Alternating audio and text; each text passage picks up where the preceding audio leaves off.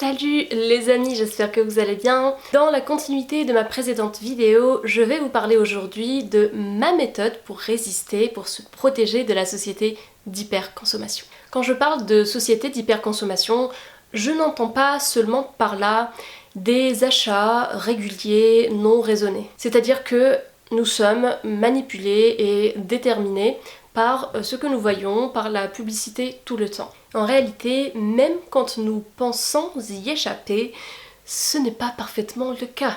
Car nous avons tous enregistré, tellement on nous les a répétés, certains slogans. Vous devez justement penser à certains là.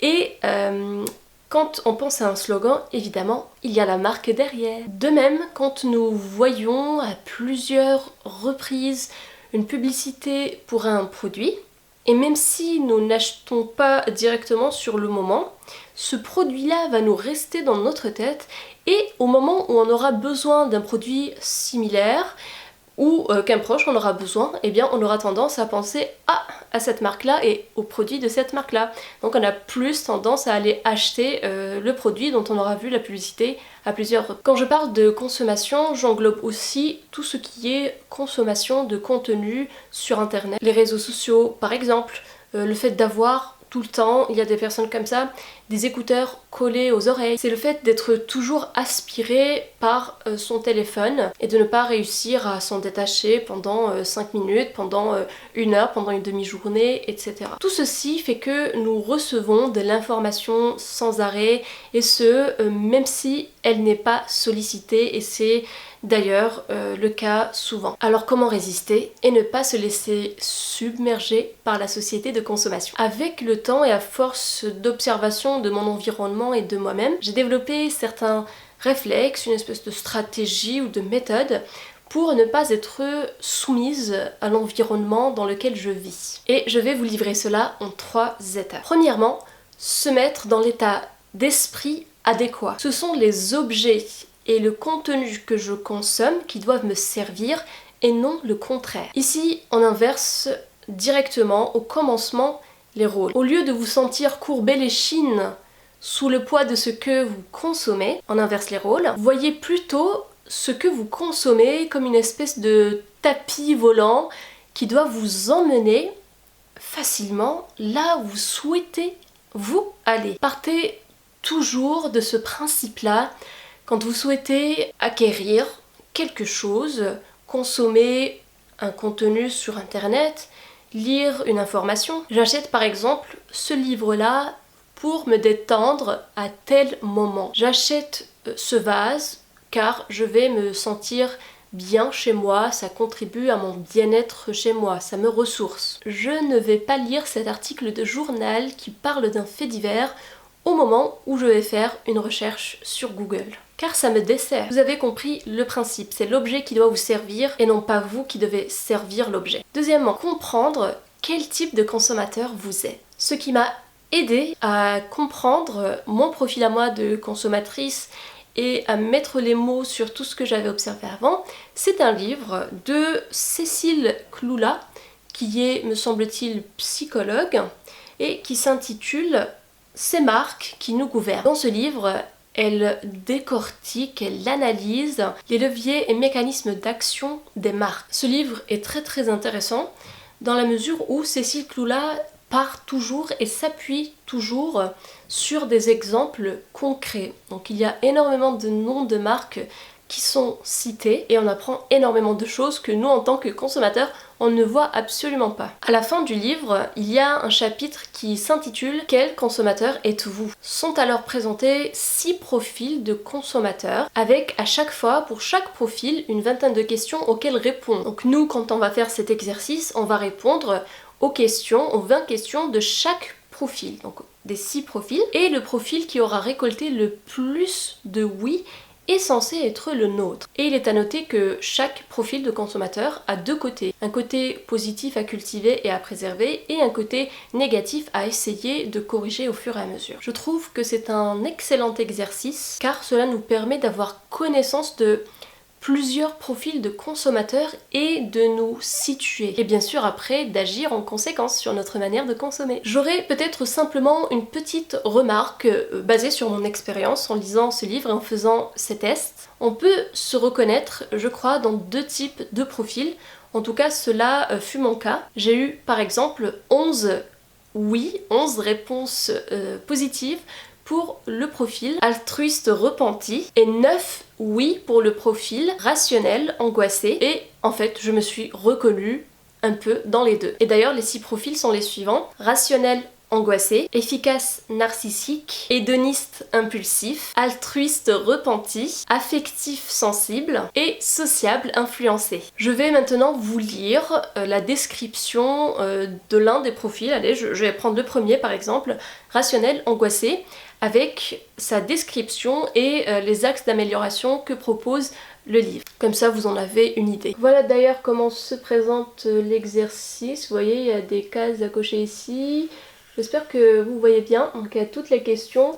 Et juste après, on a le descriptif du profil et les axes d'amélioration à suivre. Suis-je un rationnel angoissé? Un maximum de oui. Positivement, vous êtes rationnel. Vous appréciez les publicités sans mannequin filiforme, moins complexantes et plus réalistes, ce qui est objectivement compréhensible.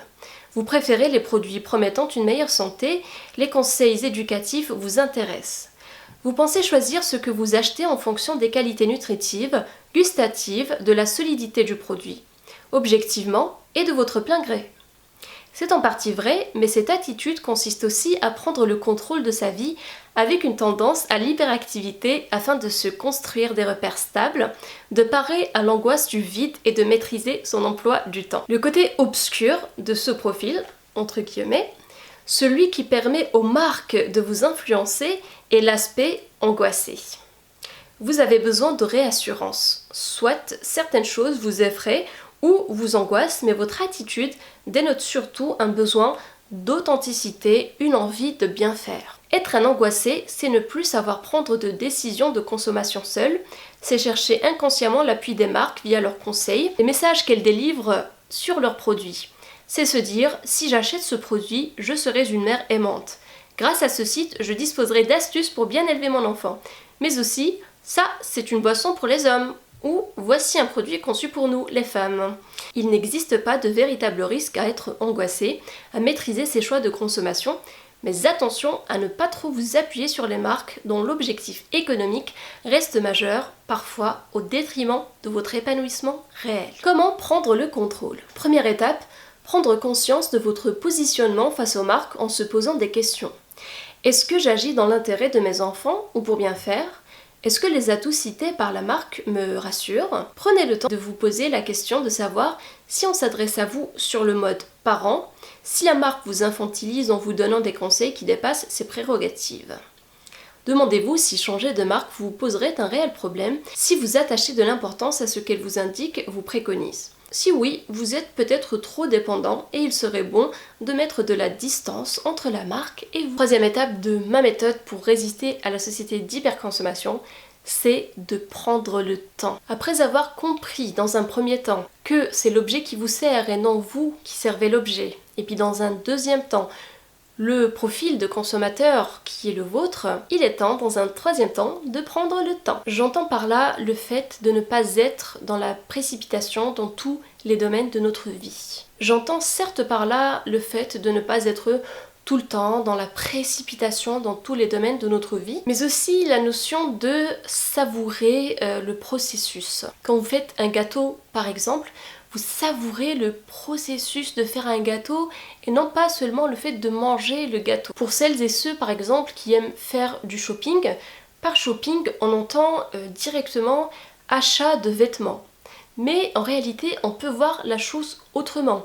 Le shopping c'est plus que juste acheter et parfois de manière compulsive des vêtements. Le shopping c'est un processus. Regarder les vêtements, se renseigner sur les objets, leur provenance, les toucher, les essayer, se projeter dans ce vêtement, en admirer les finitions, en admirer aussi la qualité et pourquoi pas le travail de l'artisan qui est derrière tout cela. En voyant les choses de cette manière, on a du plaisir avant même d'acheter. Et parfois vous verrez que vous aurez du plaisir à ne pas acheter. Car vous trouvez certes cet objet ou ce vêtement magnifique, très beau, mais vous savez que vous n'en avez pas besoin, ou que vous ne pouvez tout simplement pas l'acheter maintenant, que vous avez des priorités, etc. À la fin, vous aurez fait du shopping, vous aurez passé un très bon moment à regarder toutes ces magnifiques choses, toutes ces belles finitions, tous ces beaux objets et vêtements. Vous aurez donc rechargé vos batteries mentales en voyant toutes ces belles choses, et cerise sur le gâteau, vous n'aurez pas cédé à cette compulsion